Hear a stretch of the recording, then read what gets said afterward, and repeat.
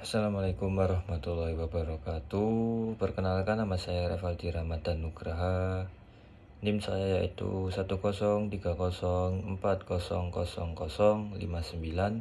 Saya dari Prodi Informatika kelas IF 0402. Di sini saya akan membuat tugas video yang menjelaskan tentang konsep dasar basis data. Kemudian ada kelemahan pemrosesan file tradisional, kemudian ada kelebihan pendekatan basis data dan risiko yang menyertai database life scale. Oke, yang pertama yaitu adalah menjelaskan konsep dasar basis data. Yang pertama itu adalah definisi basis data. Definisi basis data adalah kumpulan data yang terstruktur dan terorganisir untuk memudahkan pengolahan, pencarian, dan manipulasi informasi. Yang kedua itu adalah komponen basis data yang terdiri dari 4. Yang pertama itu adalah data. Data adalah informasi yang disimpan dalam basis data. Yang kedua ada DBMS atau singkatannya dari Database Management System, yang artinya itu perangkat lunak untuk mengolah basis data. Contohnya seperti MySQL dan Oracle. Yang ketiga itu adalah skema, yang artinya itu struktur atau kerangka yang menentukan bagaimana data disimpan dalam tabel, kolom, dan hubungan antar data. Yang keempat itu adalah user atau pengguna, yang artinya itu adalah orang atau aplikasi yang mengakses dan mengelola data dalam database. Yang ketiga itu adalah model data. Model data adalah menentukan cara data terorganisir dalam basis data. Contohnya beberapa model yang umum biasanya digunakan itu adalah satu, model hierarki, yang artinya data disusun dalam struktur pohon dengan hubungan induk atau anak. Yang kedua itu adalah model jaringan, yang artinya data terorganisir dengan banyak hubungan antar entitas.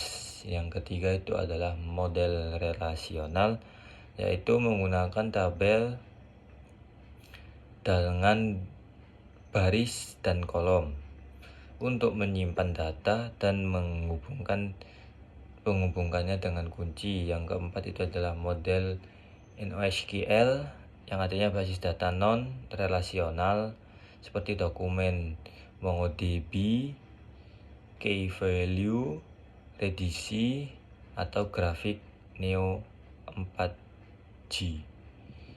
Nah, yang keempat itu adalah normalisasi dan denormalisasi. Normalisasi adalah proses mengorganisir data untuk mengurangi redundansi dan meningkatkan integritas data. Denormalisasi artinya yaitu proses menggabungkan tabel untuk meningkatkan kinerja query dengan mengorbankan efisiensi penyimpanan. Yang kelima itu adalah query and manipulasi data, yaitu adalah untuk mengakses dan mengelola data dan digunakan bahasa seperti SQL yang terdiri dari DDL atau Data Definition Language, terus ada DML, Data Manipulation Language, dan DCL, Data Control Language. Yang keenam adalah keamanan dan integritas data. Keamanan yaitu adalah mengontrol akses pengguna dengan autentifikasi dan otorisasi. Lanjut yaitu ada integritas data, yang memastikan konsistensi dan validitas data melalui aturan seperti primary key, foreign key, constraint, dan transaksi ACID.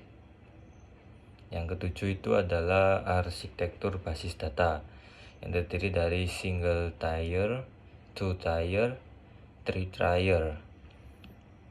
Yang kedua lanjut yaitu adalah menjelaskan kelemahan pemrosesan file tradisional.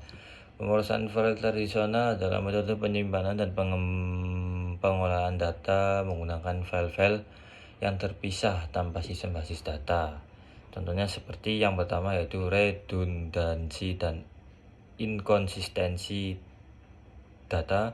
Yang kedua adalah kesulitan dalam pengambilan data. 3. Kurangnya integritas data. 4. Ketergantungan pada program aplikasi. 5. Keamanan data yang lemah. Keenam, sulit dalam pemeliharaan dalam skalabilitas. 7. Tidak mendukung transaksi multipengguna dengan baik. Kemudian yaitu menjelaskan kelebihan pendekatan basis data. Pendekatan basis data memiliki banyak kelebihan dibandingkan dengan pemrosesan file tradisional. Yang pertama yaitu mengurangi redundansi dan inkonsistensi data. Yang kedua itu integritas data terjaga. Yang ketiga itu keamanan data yang lebih baik. Keempat itu kemudahan dalam pengambilan data. Kelima, dukungan untuk banyaknya pengguna. Keenam, dapat menangani volume data yang besar. Ketujuh, mendukung transaksi dengan ASID. Kedelapan, fleksibilitas dalam perubahan struktur data. 9, backup dan pemulihan data yang mudah. 10, mendukung integritas dengan aplikasi lain. Lanjut yang terakhir yaitu adalah resiko penggunaan data. Nah, risiko yang menyertai dalam basis data atau database LifeScale yaitu yang pertama, 1. Risiko keamanan dan privasi, seperti contohnya itu serangan cyber dan kebocoran data. Yang kedua itu risiko kehilangan dan kerusakan data, seperti contohnya kegagalan perangkat keras, kegagalan perangkat lunak, ataupun itu kesalahan dari manusianya itu sendiri. Yang ketiga itu adalah resiko kinerja dan skalabilitas. Contohnya kinerja menurun, terus ada seperti contohnya beban tinggi atau overload. Yang keempat itu adalah resiko kompleksitas dan biaya. Nah, yang pertama itu karena biaya implementasi dan pemeliharaan. Yang kedua itu kompleksitas administrasi. Nah, yang kelima itu adalah risiko kepatuhan terhadap regulasi, yaitu basis data yang menyimpan informasi sensitif harus mematuhi peraturan seperti GDPR, HIPAA, PDP Law yang ada di Indonesia. Nah, lanjut yaitu database LifeScale. Database LifeScale adalah proses dan menggambarkan tahapan pengembangan pengolahan basis data, mulai dari perancangan hingga pemeliharaan. Nah, yang pertama itu adalah perencanaan atau planning. Yang kedua itu adalah analisis kebutuhan atau requirement analysis. Yang ketiga itu adalah perancangan atau desain. Yang keempat itu adalah implementasi atau implementation. Yang kelima itu ada pengujian atau testing atau evaluation. Yang keenam ada development atau penerapan ke produksi.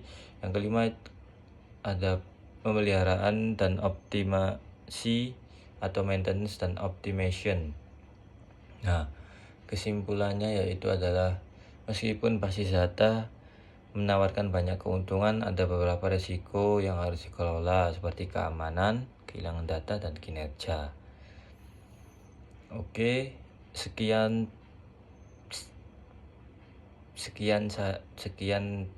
presentasi atau menjelaskan tentang